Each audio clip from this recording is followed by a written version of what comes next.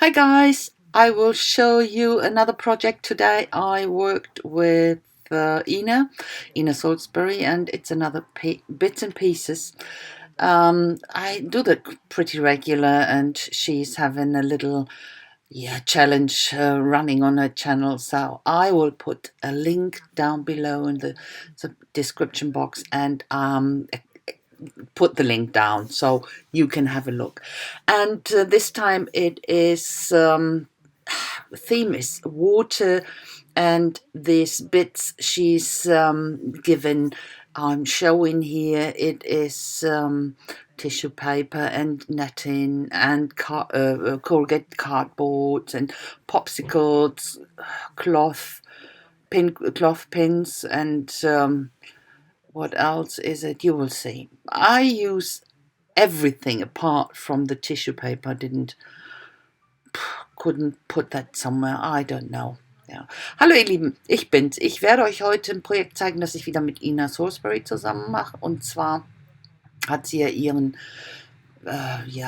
Aktionen laufen immer wieder regelmäßig, jeden Monat BitsNPieces, und dieses Monat ist das Thema Wasser. Und sie gibt dann immer so ein paar Dinge vor, die man benutzen sollte. Ich werde in dieser Box unten den Link bereithalten für das Video und könnt euch das anschauen. Ähm, ich, Diesmal waren es halt so wie in so Gemüsenetze und Corrugate, also dieses Wellpappe und so, was ich eben halt so gezeigt habe. Und ich bemühe mich immer, möglichst alles zu benutzen. Funktioniert auch meistens. Dieses Mal habe ich eben das Tissue Paper nicht, also dieses Seidenpapier nicht untergekriegt, aber macht nichts. Es ist ja nicht so, dass man gezwungen wird, alles zu benutzen, aber eben hauptsächlich, ich meine, das ist ja der Sinn der Sache, dass man dich selbst herausfordert und die Sachen benutzt. Ich fange hier an mit dem Hintergrund. Das ist dann auch schon meine Wellpappe, und ich benutze hier so ein Embossing-Stift, einfach um unter das Papier zu kommen und das abzureißen. Ich will nicht alles weghaben, ganz klar, nur so vereinzelte Ecken. You know, I start here with a corrugated cardboard actually, and as a background I use it as my substrate, and I use this embossing tool here to get under the paper and to remove some stuff. I definitely won't remove everything, so I only wanted to have parts removed from the surface. So, and the middle part, my initial idea was to put that into the middle part, but I changed my mind and put something else there, but at the end it will be that one again. So yeah, it's this type of journaling, you working. I always work in this way, you know, that this intuitive working, and it changed, and a lot of stuff will be covered from what I had to use.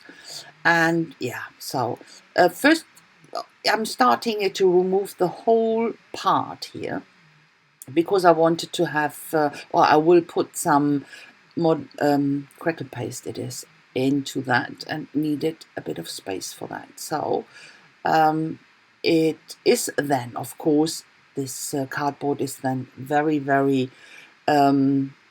floppy in the middle, of course, very thin, needed more support, and that's why I glue some cardboard on the reverse. You will see later, and that's what I do here now. Ich habe dann jetzt hier in der Mitte die ganze Oberschicht rausgenommen. Das hat das Ganze natürlich sehr instabil gemacht, deswegen brauchte ich jetzt noch ein bisschen Unterstützung auf der hinteren Seite, und das habe ich jetzt einfach nochmal mit Pappe gemacht, weil ich wollte einfach auch diese Furche haben, in denen ich dann jetzt schön diese Krakelierpaste einfügen konnte. Das war jetzt so meine Idee. Das wird sich dann auch wieder ändern im Laufe des Prozesses. Das ist nun mal so, gerade so beim Journaling. Auch viele von den Dingen, die ich benutze, die auf der Liste sind, die ich benutzen sollte eigentlich, die sind dann hinterher auch wieder verdeckt. Das heißt ja nichts, beim Art Journaling heißt es ja nichts. Du benutzt einfach viele Dinge, du gehst viele Schritte und verdeckst dann auch wieder Dinge. Also das ist also der ganz normale Prozess, gerade für mich, da ich eben so intuitiv arbeite. Naja, gut. So, dieses Gemüsenetz, das füge ich jetzt stückchenweise hier ein, insgesamt 3 Stücke. Das ist also da, ich habe es benutzt. This vegetable netting I use here, and I cut 3 pieces out and I put it here into the still wet crackle and paste. So I used it. That's the proof, yeah. So it's dry now, and I really wanted to keep this. And here you can see me ticking boxes here what I've used already. So, and I really wanted to use this crack. You know, I love crackles, and here I use acrylic paint in brown just to enhance the crackles. I work it in, rub it really in with my fingers and remove it from the surface. Yeah, yeah.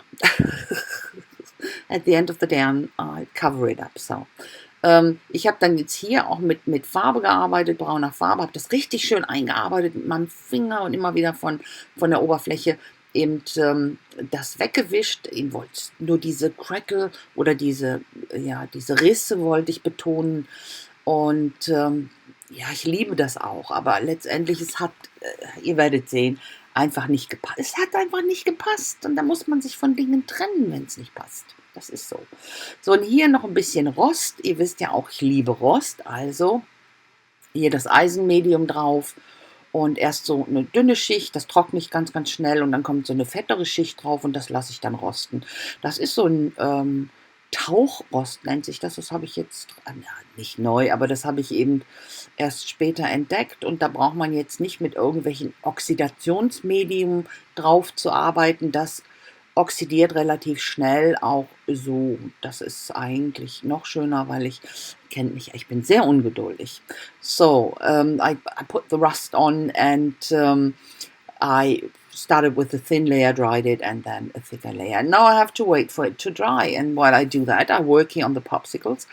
Put some gesso on top, and I will put some more paint on top later. Wasn't sure at this point what to do with them, apart from having gesso on top. So, ich habe jetzt hier war mir noch nicht so sicher, was ich damit machen wollte, außer dass ich eben Gesso drauf haben wollte, aber ich werde die hinterher noch mit Farbe beschmieren. Und ja gut, werdet ihr im Verlauf sehen. So, und jetzt geht es dran, Farbe drauf zu kriegen. Ich benutze dafür sag schon, Türkis.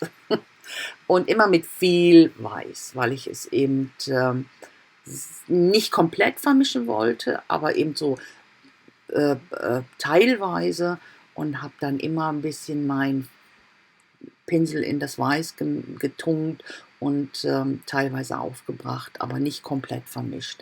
You know, I didn't want to mix the white with the turquoise completely. I just dipped it into the white partially, and as I said, I didn't want to have the turquoise completely mixed up with the white, that it gets much lighter. So that's how I did that. And now to the crackle. Yeah, at that point I already saw that I didn't like the crackle. Of course I loved the crackle part, but with the tiny bit of brown on top, it looked very distressed. Normally I like distressed stuff, but in this case it didn't work for me. So I put a layer of gilding wax in silver on top and thought that will sort it out. It didn't. So, see. And while I was thinking, I'm working on the popsicles here and put some green on top. Ich habe dann so eine Gilding Wachs drüber noch gemacht, über die Crackle in Silber, weil war mir das zu schmutzig und normalerweise mag ich das schon, aber in dem Fall irgendwie war es das nicht und eigentlich liebe ich ja diese Risse aber irgendwie, ich war mir da nicht einig mit mir selber. Und die Popsicles habe ich, also diese Holzstücke habe ich ja mit einem anderen Grün jetzt drüber gemacht, also angemalt, angepainted. Oh, meine Güte, heute habe ich es aber echt mit meinem Deutsch.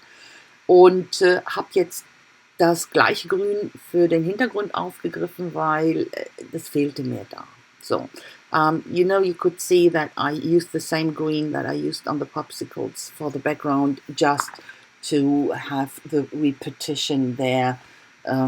That's what I needed for the background. So, and some wood plank stamping here on my popsicles, and I will do the same on the cloth pins. Ich habe dann dieses nennt sich Wood Grain Stempel genommen, um das auf die Holzstäbchen zu stempeln und auf die Klammern auch noch. Und so jetzt mache ich weiter mit meinem mustermachenden Teil, das auf der Liste stand. Und in die noch fast feuchte Farbe drücke ich die Luftpolsterfolie ein. Und da hatte ich ja schon ein bisschen Farbe drauf und das hat sich hier das abgedrückt. Und das habe ich gedacht, ja, das Orange, das sieht ja eigentlich schon toll aus, dieses Neon-Orange. Also habe ich es draufgepackt und noch ein paar Muster reingemacht. You know, that's my mark making tool, and while I was pressing that into the still wet paint, this orange on there transferred, and I thought, yeah, that's a good idea actually, to have some of this fluorescent orange on it, and that's what I did here. And I think that was a great move. So, mark making done, tick the box. Ich habe dann hier dieses mustermachende Zeugs, das ich benutzt habe, ausgestrichen, auch benutzt, also. Und habe jetzt hier aus meinem eigenen, aus dem Stash sollte man, also aus einem, ja, wie sagt man das, aus meinen Überbleibseln oder das, was ich so habe, benutzt. Und ich benutze ein paar Sachen mehr, aber das macht nichts. Es sagt ja nichts, dass ich nur ein Ding benutzen darf. Und ich weiß gar nicht, wo ich die her habe. Die hat mir mal irgendjemand geschickt. Keiner, ich habe echt vergessen, wer. Wer auch immer, ganz, ganz, ganz lieben Dank. Die sind toll. Und verteile die hier so an den Rand. Aber in dem Moment, ich war mir jetzt schon sicher, das in der Mitte mit den Rissen, irgendwie, das ist es nicht. Das ist nicht so der Bringer. You know, at this time point, when I put these stickers on, I was sure it wasn't working. So I went back to my initial idea, but I needed to be a bit wider, so that's why I cut up a bigger or a new piece, covered it with gesso partially, and with Distress Oxide in Vintage Photo hier. Ich habe dann bin dann zurück zu meiner eigentlichen Idee, die ich ja am Anfang machen wollte, und da ich es aber ein bisschen breiter haben musste, habe ich es nochmal neu ausgeschnitten, wieder weißes Gesso drüber und hier mit dem Distress Oxide in Vintage Photo noch ein bisschen verblendet, und das klebe ich dann schön in die Mitte.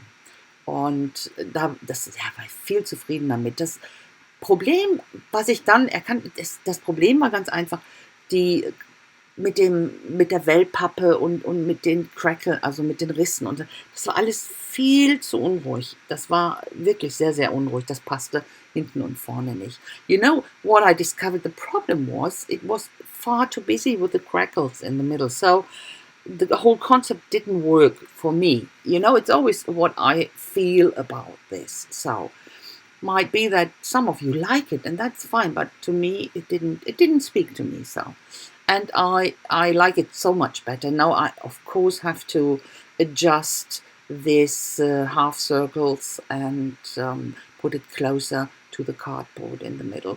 Ich habe den jetzt hier natürlich die Sticker noch ein bisschen justieren müssen, ein bisschen näher an die Pappe dran, und dann lasse ich das Ganze trocknen. Das dauert natürlich, weil das schon relativ schwer ist, diese Pappe. In der Zeit was mache ich denn in der Zeit? Nee, ich lasse das einfach so trocknen. Und dann kann ich natürlich wieder was unterstreichen, und zwar wie gesagt, das Seidenpapier benutze ich nicht. Das Bling musste man auch benutzen. Davon das schneide ich auseinander und packe das hier in alle 4 Ecken. Ganz einfach. Das ist so Zeug, das hatte ich noch von vor ewigen 100.000 Jahren. You know, that was another step I had to use. It's bling, and that was in my stash since, I don't know, 10 years or so. Never used it. It's I cut it apart and put it in all four corners. So, and that's how I want to arrange the popsicles and the cloth pins and the packs. Do you call it packs in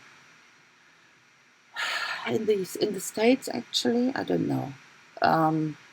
So, and I glued everything down with E6000. Ich habe das dann so arrangiert hier und habe schon mal alles geklebt hier mit E6000.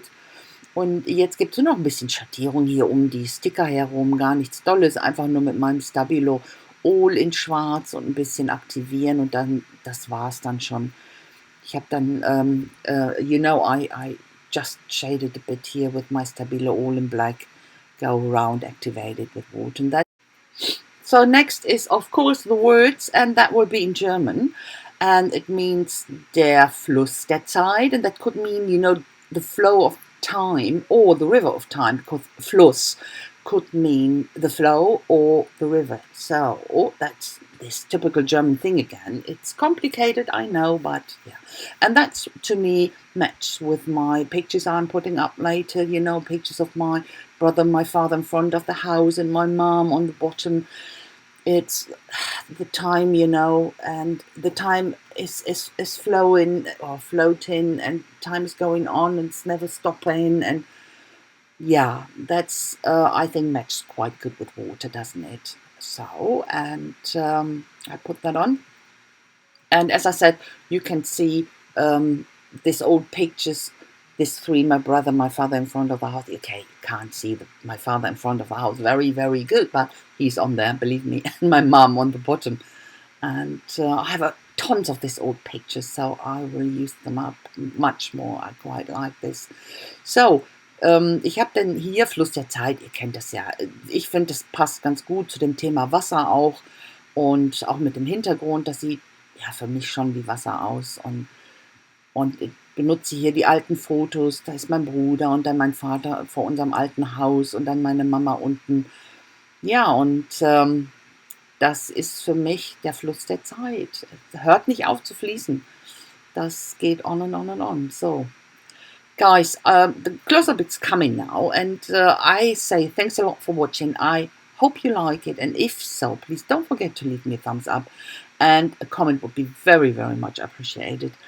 And I hope I'll see you soon with my next project. Until then, have a fantastic time, but don't forget to stay creative. Bye-bye. So, ihr Lieben, ich danke euch ganz, ganz, ganz lieb fürs Schauen.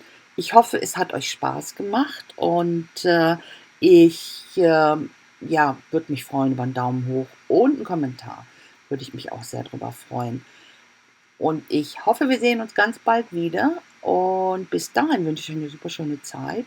Aber vor allen Dingen bleibt kreativ, Leute. Also, bis dann. Ciao.